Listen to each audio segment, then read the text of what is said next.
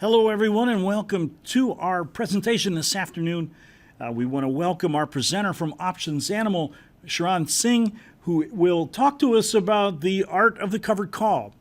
Yes, it is an art form, no question. Trading options can be very intricate, and successful trading requires analysis, record keeping, money management, and pretty flawless execution. So today we're going to talk a lot about the execution of the covered call trade and how to manage the covered call while it's in your portfolio. With all of these, without all of those elements, profitable trading could be elusive. That's why today we want to try to break down some of those misconceptions that some of you have about options trading. So our presentation is for educational purposes only. Don't forget that. All of the symbols and any trading ideas that we discuss are for demonstration purposes. They are not recommendations. Our presentation is not an offer or a solicitation of any kind any place where a TradeStation affiliate is not authorized to do business, including but not limited to Hong Kong and Japan.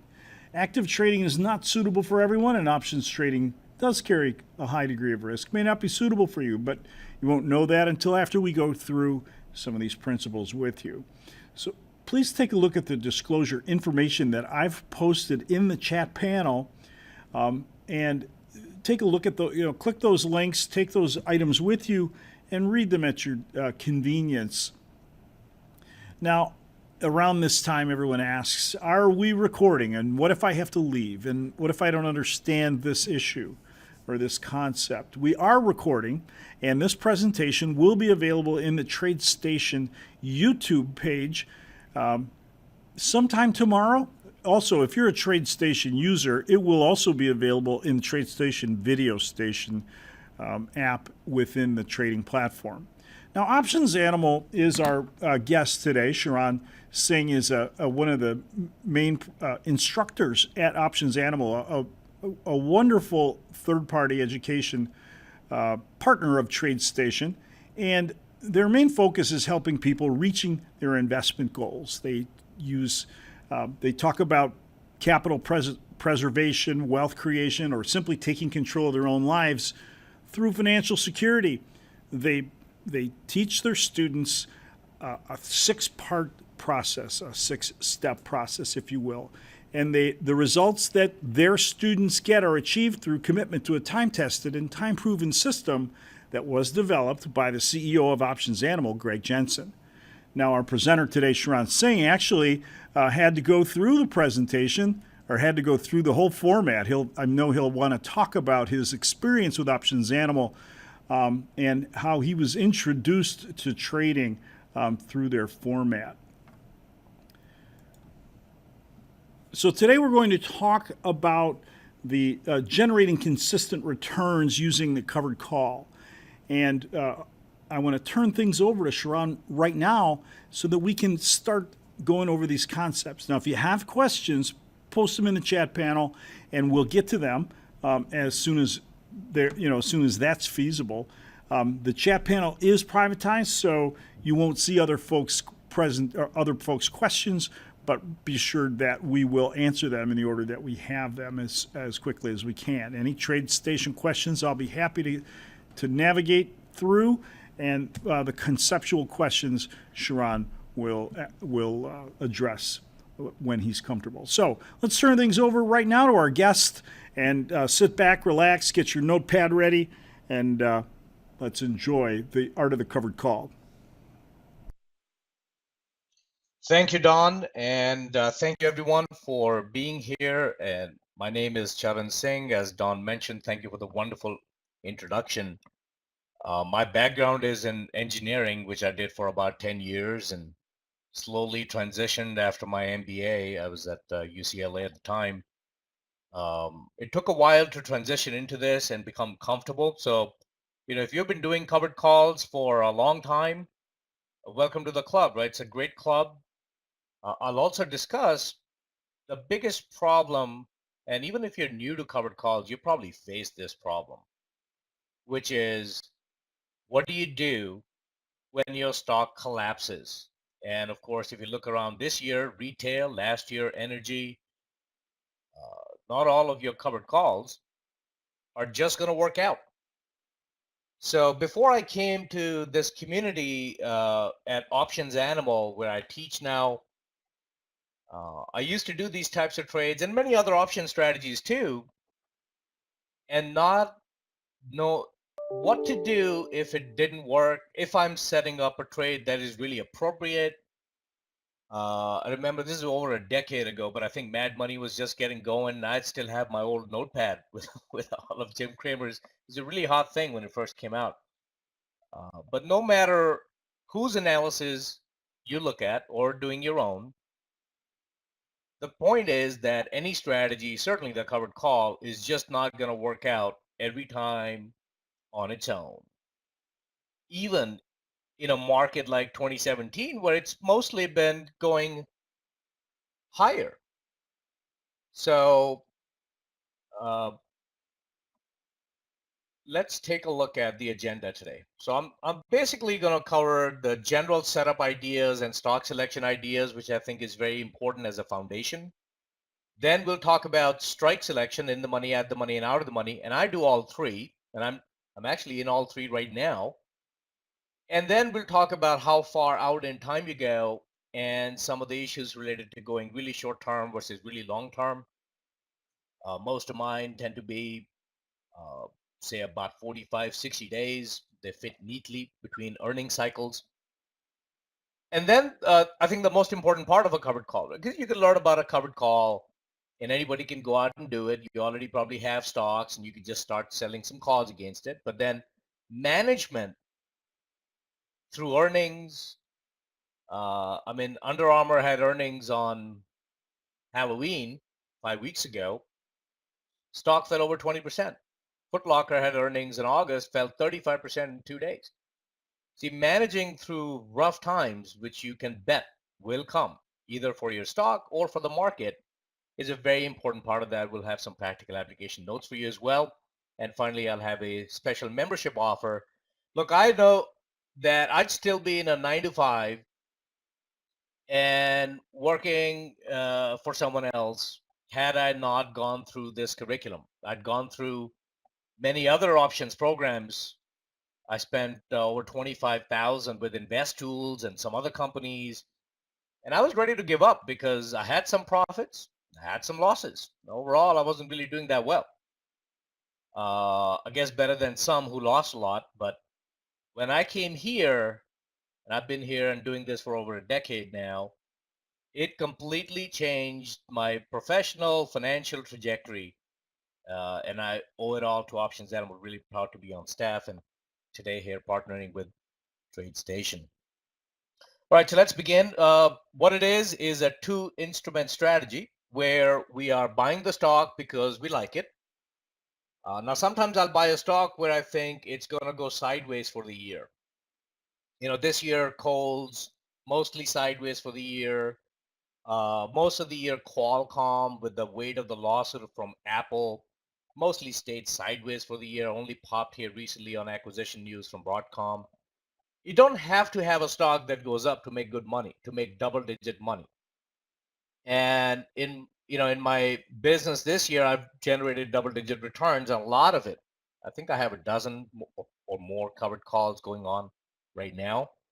So you like a stock fundamentally. That's very, very important, that it's not just the chart, but also your understanding of the business. Then you can sell to open call options and collect kind of like rent. Your stock is your asset.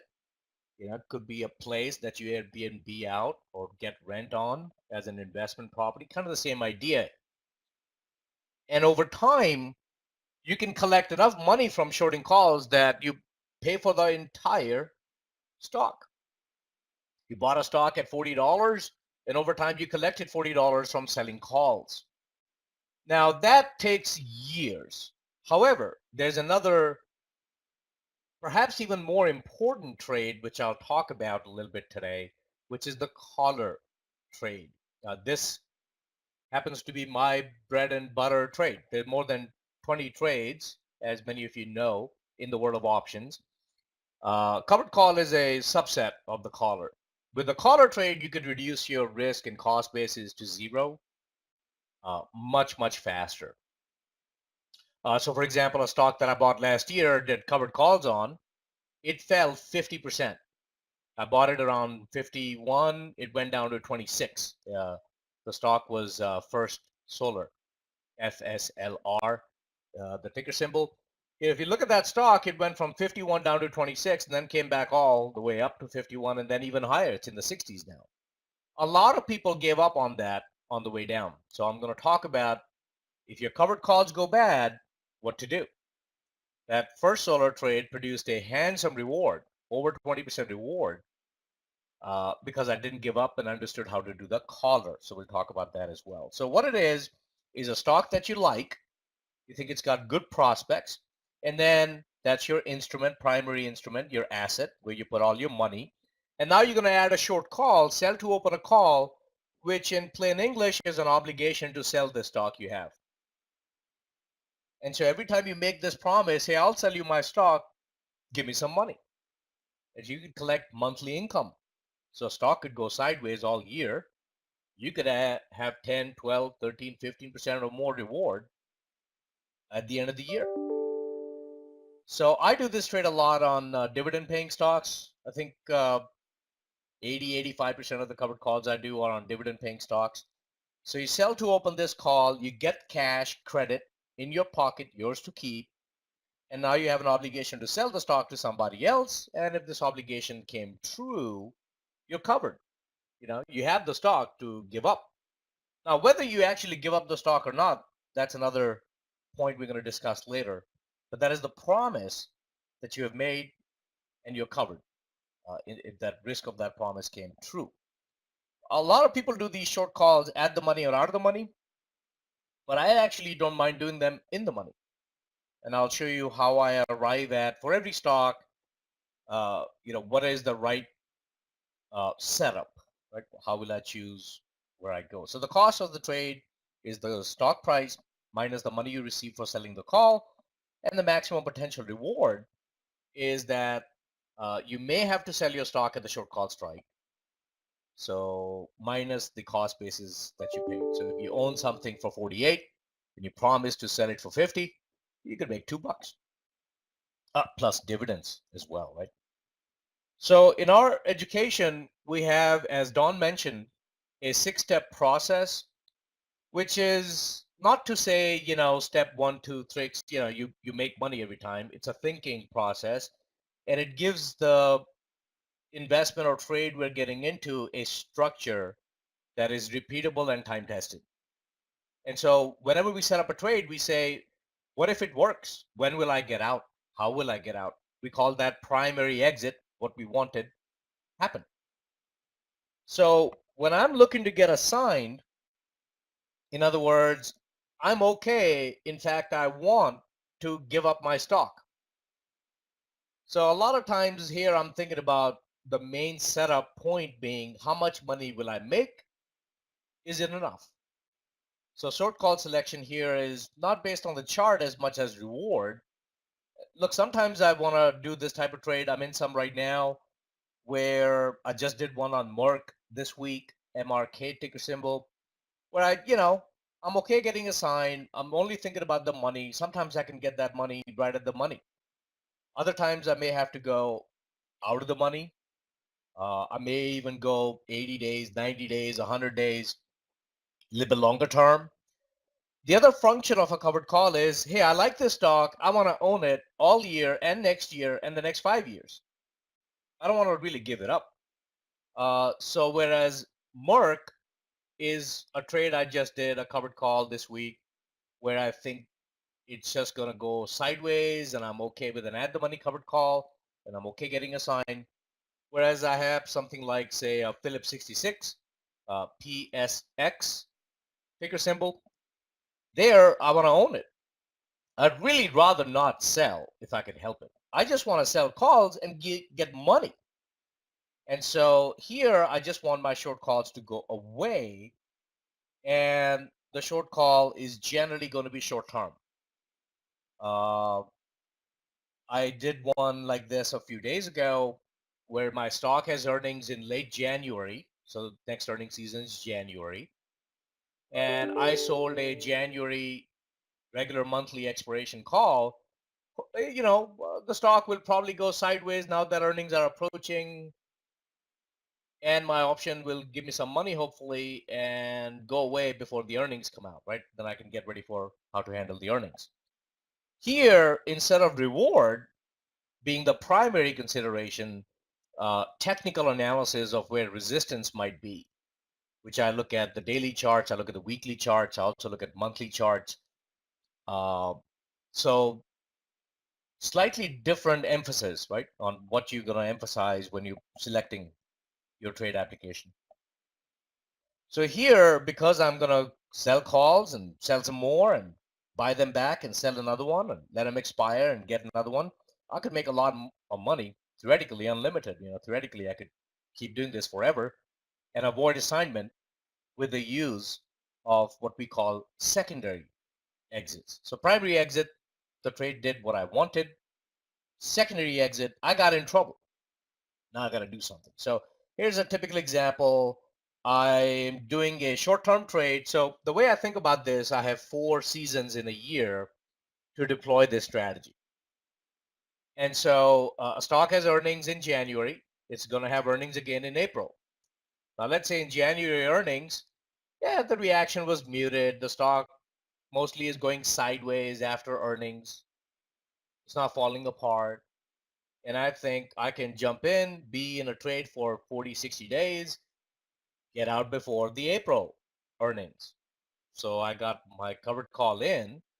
And so here I'll do things like buy the stock and sell to open maybe here's an at the money covered call. I bought the stock at 44.56, promised to sell it for just a little bit more, 45. Now I got 210 of credit in my pocket. So now my cost is 42.46. I paid for the stock, but then I got some back for the call. And as you can see here, this is not a particularly big implied volatility. This is a huge point for covered calls that I do.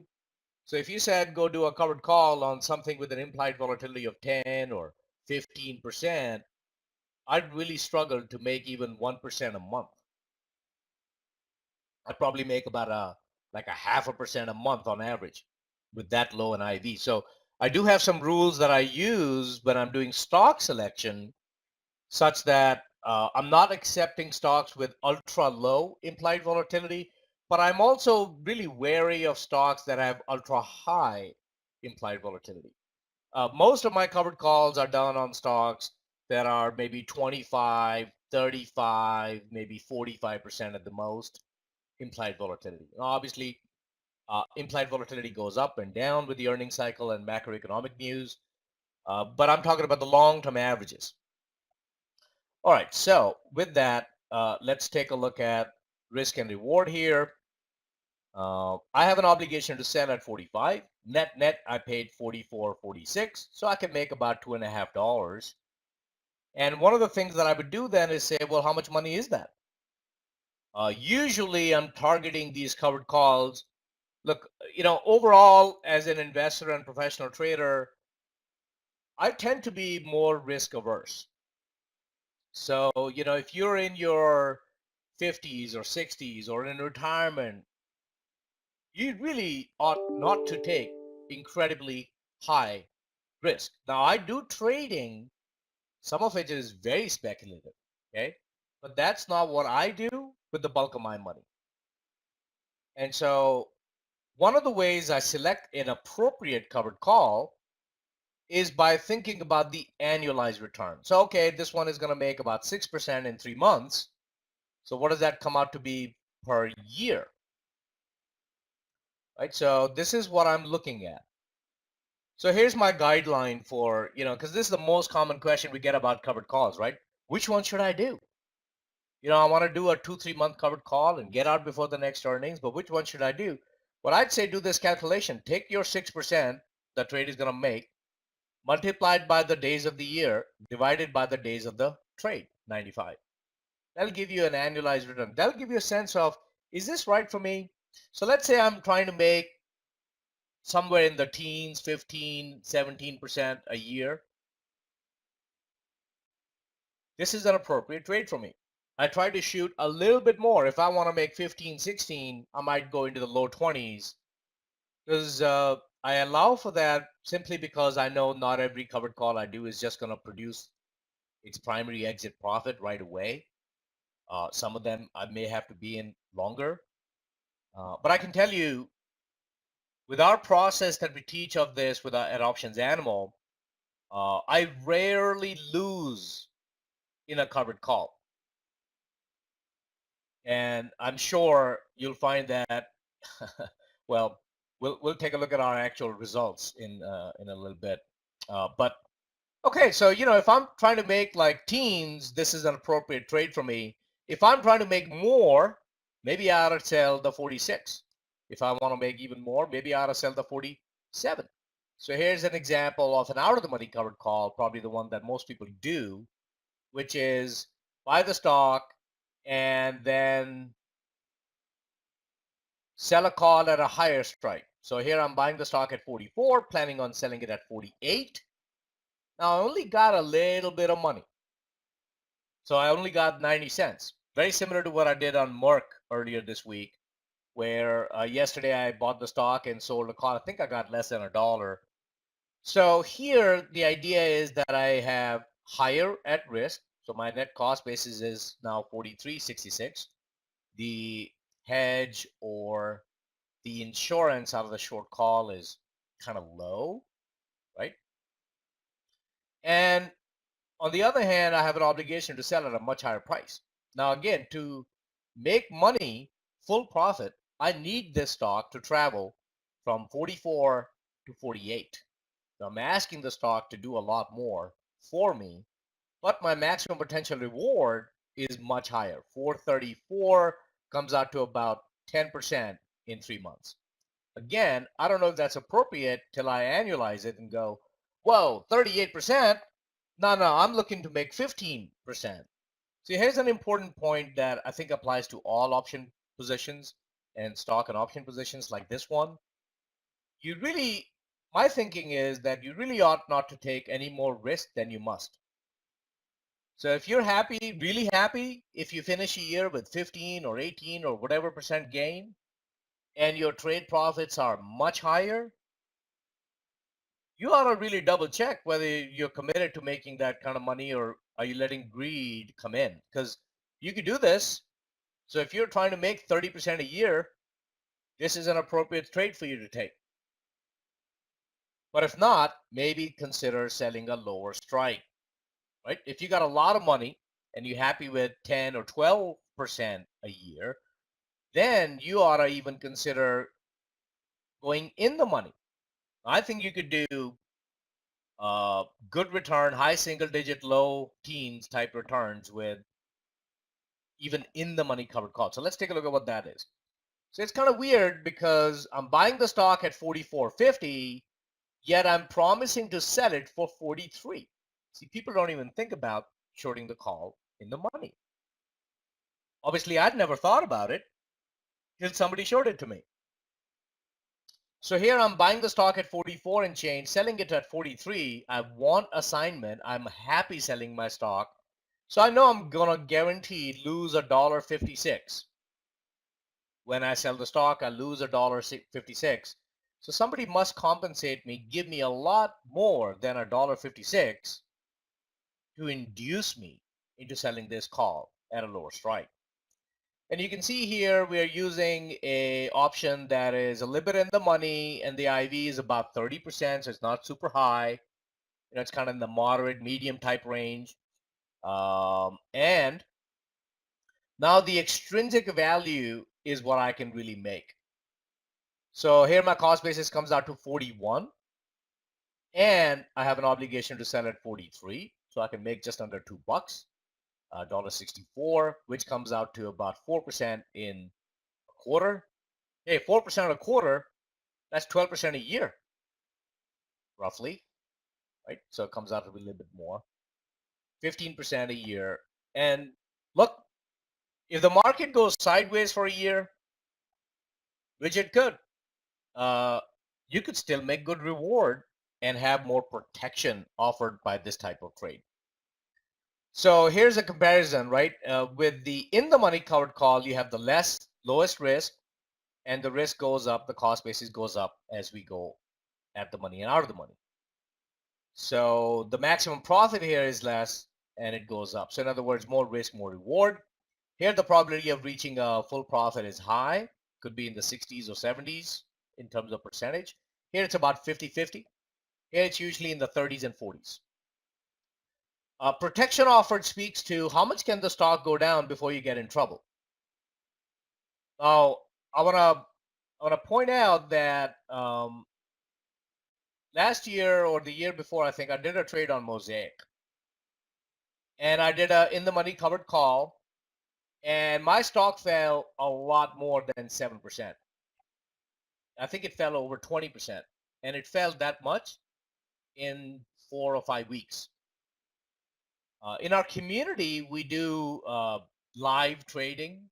As we are, look, if you're going to learn options or any other trading, any of the practical skill from anyone, they better show you that their process works, right? So one of the ways we do that is by showing live positions with live screen grabs of the trade execution, any changes we make, we send out an email.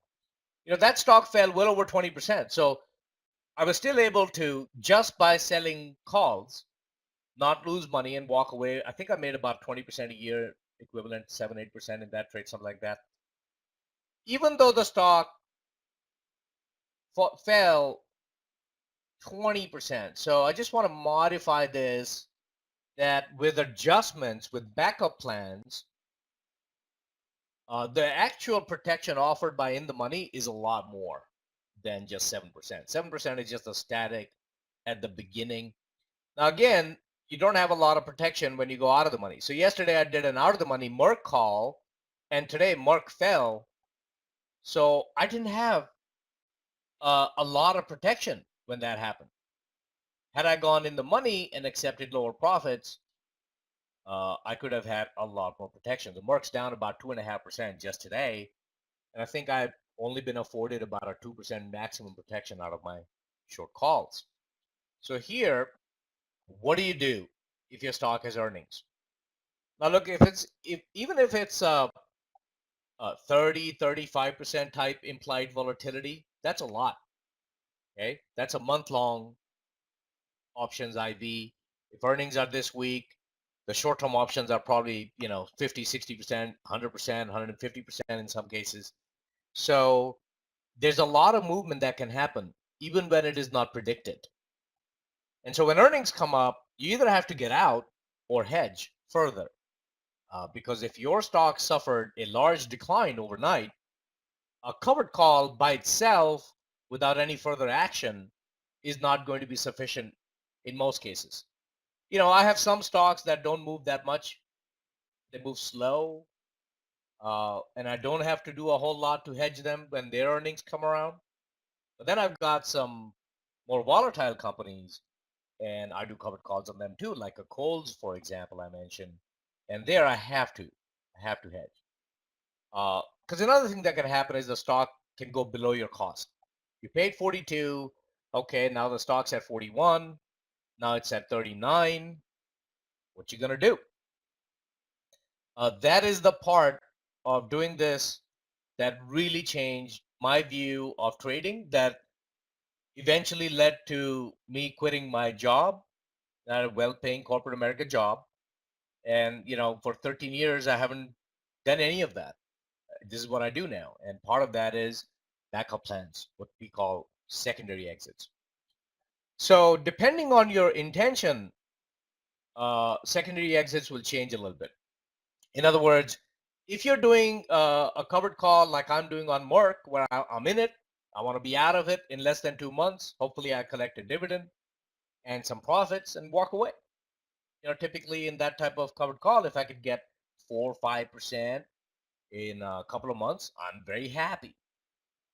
Especially, by the way, in a market like this, right, where the market is run up a lot.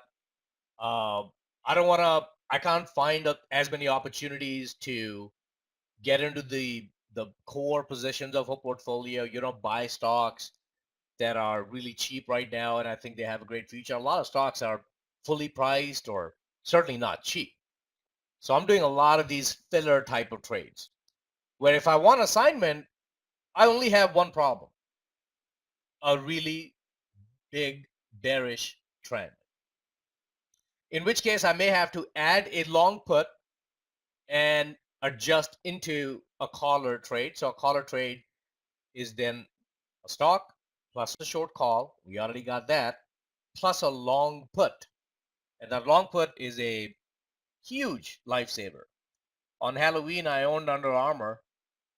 The stock fell to where my loss should have been 30,000, 30 some $1,000, but I was actually down just about $3,000 because of this collar trade. Very, very important for volatile stocks that you know how to hedge, because once you're down 30, 40%, I mean, Under Armour, I started buying a little bit at 20. I mean, it fell as low as 1140. This is just in the last few months. I bought it at 20. It came down as low as 1140, sitting just under 13 at the moment. Now, even though I started buying at 20, my actual cost basis as of today is about 1290. And a lot of that is because of this adding of the protected put and being in a collar trade, which helped reduce cost basis substantially.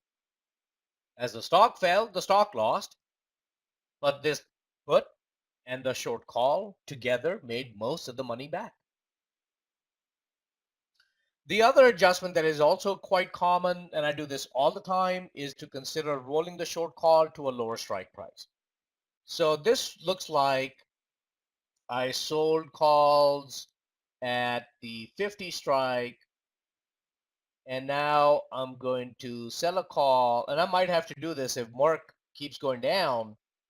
I might do something just like this: buy back, buy to close BTC, the short call at 50, and then sell to open a lower strike call further out in time. What that'll do is give you money. So when you do this roll, $2 strike roll to the downside, you'll probably get about $1.50 to 220, 230, something in that range. So previously, had your cost basis been 48 and you got $2 out of this, then your cost basis will drop to 46. And now you have a promise to sell a new one at 48, so you can still make $2 if the stock bounces. So this is a fantastic adjustment. It's just not enough. If your stock has a large drop, then a protected put is definitely going to be part of the equation. There's some other things we do as backup plans. Uh, Fortunately, one of the ones that I learned, a long time ago was you never put money on day one, all of your money in, right? So I put in a little bit of money in Under Armour at 20, about 20% of what I wanted overall position size. Then I put in more in 16. I think I bought more at 12. If it drops to 8 or 9, which I think is possible, that'll be my final allocation. So, sometimes that allocation can happen within weeks. Other times it may take, for a longer term holding, several months or quarters. Now, if you just want to lower your cost basis, even then, if the stock goes down, the stock is going down, right? You have one job when the stock is bearish. Don't lose too much. And I can't speak to the importance of this enough, because some of you remember what happened in 2008. Most people I've talked to lost 40, 50% or more. A lot of them sold in panic, never bought back. So in a bearish trend, your one job is to protect your asset, and the adjustments are the same. However, here we have another secondary exit. What if I promise to sell my stock at 50 and I change my mind, or I really don't want to? Uh, there are several things, at least 4 or 5 things you could do. Again, that's part of our curriculum. What we have mapped out is not just what a covered call is, but really how do you handle it, right? What after you're in, now what happens next?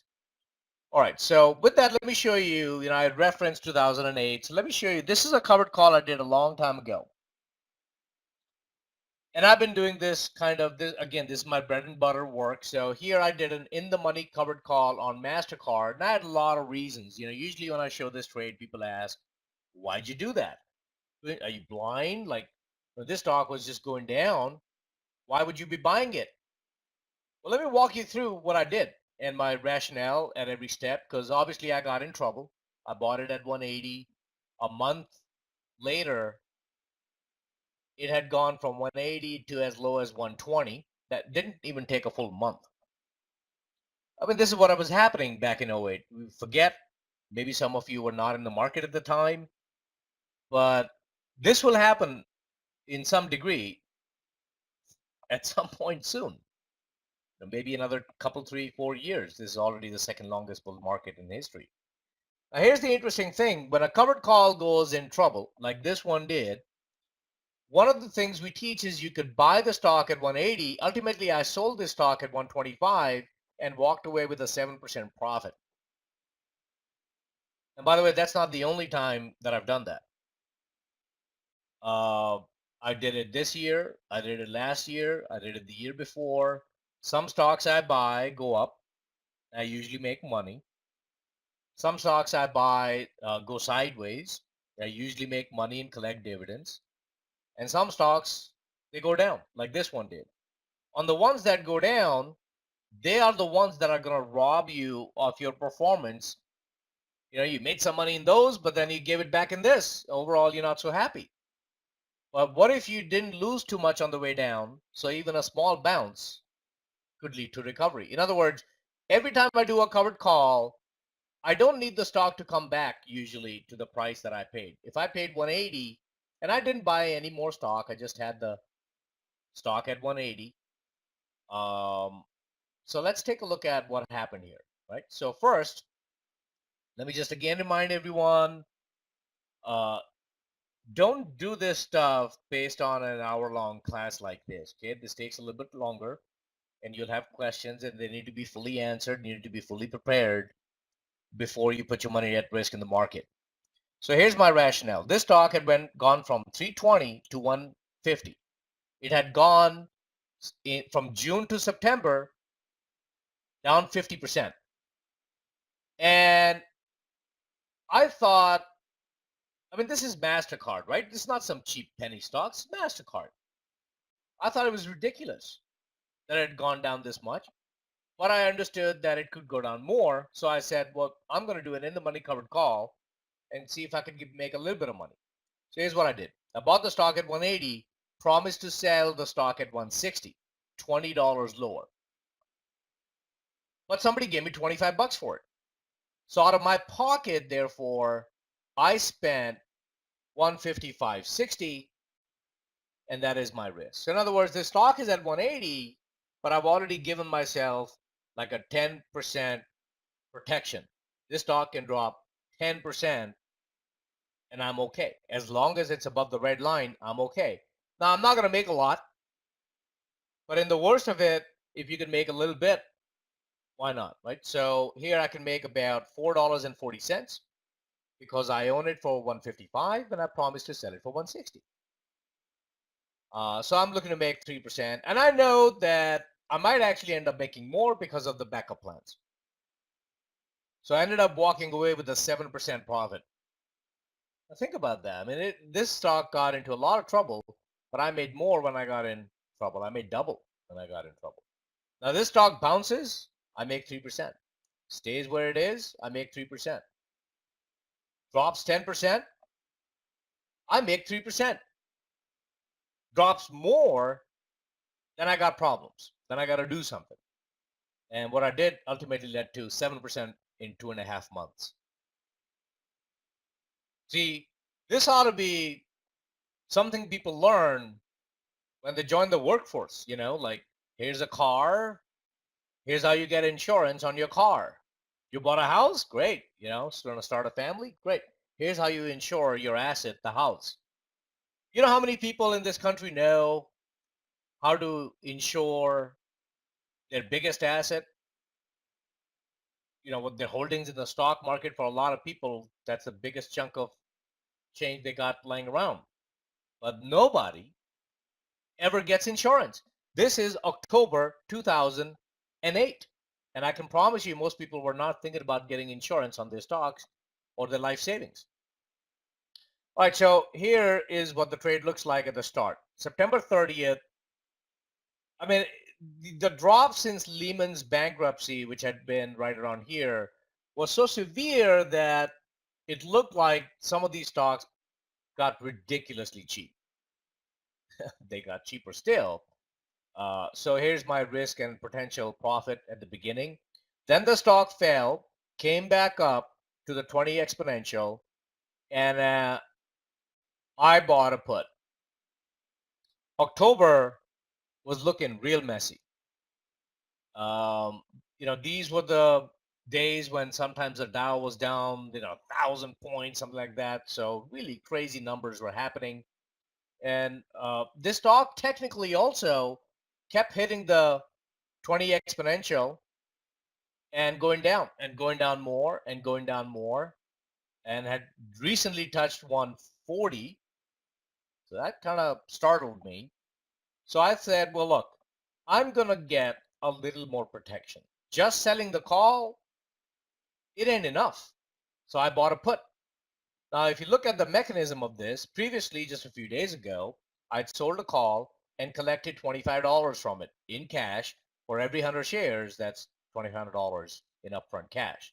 Now I'm deploying some of that cash by buying this put for $19.50.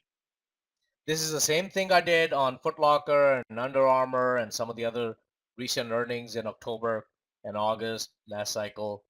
Uh, it's always the same process. So when I need more insurance, I got more insurance, and then I bought a put. And there were some technical and fundamental reasons for why I did this at the time.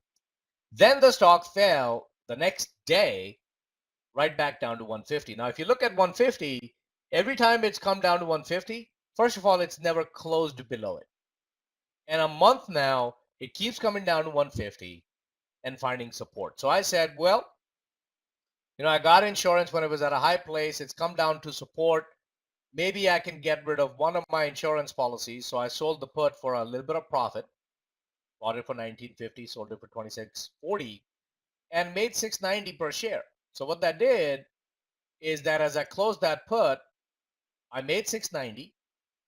It reduced my risk from the starting risk of 155.60 down to 148.70, so down by about 690. And my profit potential improved by 690. So now I can make 11 bucks. All I need is for MasterCard to go above 160, which it could. Right? Go a penny above 160 or right at 160, and I'll sell the stock, and now I can make 11 bucks, which I'm even happier with. Now, turns out that was not the right thing to do. This stock is about to fall to 120. I didn't know that. I got rid of this put way too soon. And that's another truth that I think everyone needs to accept. You're not going to have perfect things happen. You're not going to make perfect decisions. There is no such thing as perfect timing. But you don't need perfect to be consistent and highly profitable. Right? Vegas runs on slightly better odds in the favor of a casino than the patron. Just slightly better odds. It's just that if you do that same thing 100 times, a player could win. But if you do it 100,000 times, the casino is going to win. I've understood and observed that for a lot of people, what they're doing is they do something for a few months, they have some success, maybe not, they change things up again and again, and that not really a good way to do it. You got to have the same duplicatable, repeatable, time-tested process. Gives you a lot of conviction. Once you settle into a groove like that, you never change. You only refine and modify and respond to changing market conditions. So I'll admit this was not a good adjustment. Selling this put was a mistake. I would have made $30-$40 on this put, not just 690, had I just held it for a few more days. But okay, I did what I did. So here's what happened next. The stock finished just under 160. I promised to sell my stock at 160. Stock was below 160, so nobody was going to buy my stock for more. So what happened is that the promise that I made in October to sell the stock at 160 became worthless, and I bought it back. Sold it for 25.10, bought it back for just 10 cents. So it left me 25 bucks. The problem is I got no insurance anymore, right? So I said, it's not quite falling apart, this stock. It's certainly not going up, so I feel like I need some insurance. And when I say insurance, I mean sell calls or buy puts. So I made the same promise I made in October now for November. I'll sell you my stock in November for 160 if you give me some cash. Now the stock's cheaper, so I didn't get $25, but I got about $14.80. And so if you look at what happened overall, this is one of my favorite things to do when a stock is going down. Because think about the ease of doing what I just did. I just bought something for 10 cents, sold something for 14.80, and collected 14.70 of cash in my pocket, which reduced my risk from 148 to 134 and improved my profit. I own this stock for 134 now, and I promised to sell it for 160 now. So I can make $26 now. See, it's weird to hear a stock owner say that they're happy their stock fell, but if you understand what I understand, can you see how this can be really nice? I bought the stock at 180. Temporarily, it falls below, in the 150, 160. It allows me to reduce my risk, improve my profit potential. And then if this stock now goes above 160 by a penny, I can make this much money, $26, not just 4, 26. In other words, as the stock fell, my prospects have gotten better. I have less at risk and more potential reward. And I just need the stock to go up a few bucks, 2, 3% up. I'm done. Unfortunately, this particular time, I mean, this is 2008 after all, that's not what happened. Here's what happened next. This stock from just under 160 over the next few days, it fell down to 120 briefly. Now, had I not sold my put on this day, that put 10 more days later, it wouldn't have just made 690. It would have made like, 25, 30 bucks easy. Anyway, I did what I did. And even with imperfect decisions and not having a lot of insurance, I mean, think about it. It doesn't look like much on a chart, but this stock in 2 weeks went from 180 to 120. This, folks, is a 30% drop in 2 weeks. And it didn't happen on earnings. When it's happening on earnings, I can be ready for it. I know when earnings are. This, it just happened. Okay, so here's what I did. The call that I had sold, the November 160, the promise to sell my stock for 160, nobody's going to buy my stock for 160. I mean, the stock is nowhere close to 160 anymore. So I got rid of that promise. I bought it back. I sold it for like 15 bucks. I bought it back for just over 3. And look at what I'm doing now. I'm promising something new. Hey, I'll sell you my stock for just 145 if you give me some money. Somebody gave me 787 at the moment. So I'm, again, ease of doing this. All I did was collect money, another 450 in cash net in my pocket, which reduced my risk by another 450. I owned the stock at 129.50 with a promise to sell it now for 145. And look, 145 is right here. This stock could go above 145. If it does and stays there in November, a few days more, I can walk away still with a $15 return. All right, so from here, the stock went up all the way to 170 and then fell all the way down to 120. Now, I'll tell you one of the things that's changed for me since 2008, almost 10 years ago to now, is that These days, I'd probably take my profits here, even if they were partial profits, and walk away. I didn't. I mean, this is a $50 move up and then another $50 move all the way back down. Here's what I did. Nobody is going to buy my stock for 145 anymore. I mean, it's in the 120s. So again, it's time to get rid of the insurance I had. The call I'd sold, I bought it back for next to nothing. Is so far out of the money now. And I made a new promise. Yeah, I'll sell you my stock for just 125 if you give me some cash. And I got $15. That's an at the money call. Now, again, that gave me $14.90 in my pocket, reduced my risk from 129 to 114.60. I own it for 114. I have no problem selling it for 125. I can still make 10 bucks. I just need now for the stock to go above 125, and it's right there. In other words, all I'm saying is don't go down some more. Remember, 4 months ago, this stock had been $300. I think it's just absolutely ridiculously cheap, even at 150. I can't believe it's at 120. So I made that promise. And this time, see again, I promised to sell my stock for 160 in October. That never happened. Then I promised to sell it for 160 in November, then 145 in November. None of those came true. I want one of these to come through. Now I'm promising to sell at 125.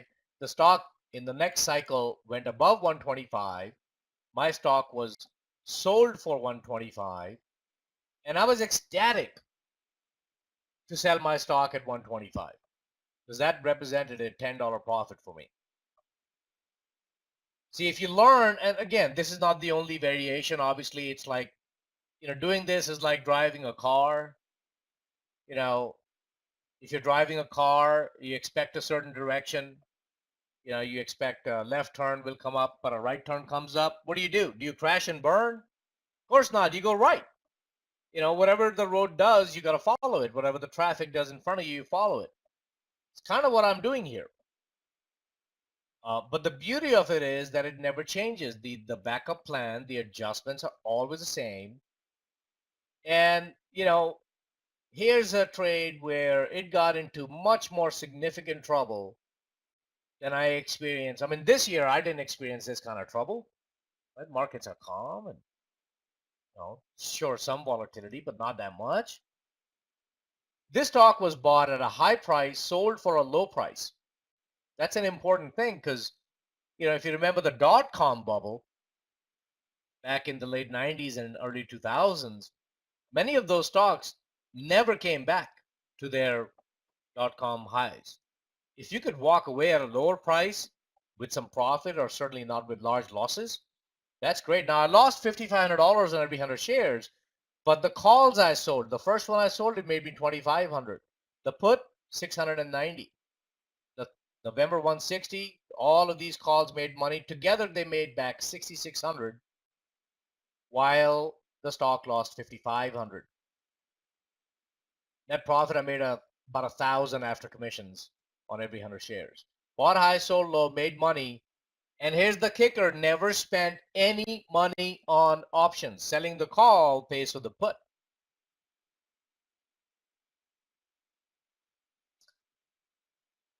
This whole thing lasted about 3 months. And, so when I see today that I bought a stock yesterday and it's down 2.5%, like Merck or other stocks that I've bought this year that fell more, I'm not worried because, like a casino, I know my odds. And that if I have patience, that is more important than perfect timing. If I've done some fundamental work that gives me confidence in my stock, like Foot Locker recently trading in the high 20s, I thought it was a ridiculous price. Having that kind of confidence, but not just relying on the confidence, but also on backup plans, really makes a huge difference. All right, so with that, let me leave you with, and I'm happy to stay back if there are questions for me, but here's our special offer. Call us at either of these numbers, 888-225-1155 or 801-331-7500. If you call us in the next 30 minutes, here's what you're entitled to. We will hold for you a 25% off of our educational membership. That means if you call us and then do some due diligence, talk to us, go online, and you decide you're going to become a member with us, this discount will be waiting for you. If you call us and decide you're not going to do this, you didn't lose anything. We're not going to take your credit card info just to hold this for you. You can also consult with our staff, because if you know a lot, we can test you. Right? So the pricing and the curriculum, take a closer look. If you decide, for those of you who can decide this week, we will also throw in an additional bonus of a full year of watching weekly animal trades. Now, again, those are trades that we do one a week, every week, live till its conclusion. And over 8 years, 90% of these trades have made money. Average duration is a couple of months. Average profitability about 16%. So definitely call us and find out more about that.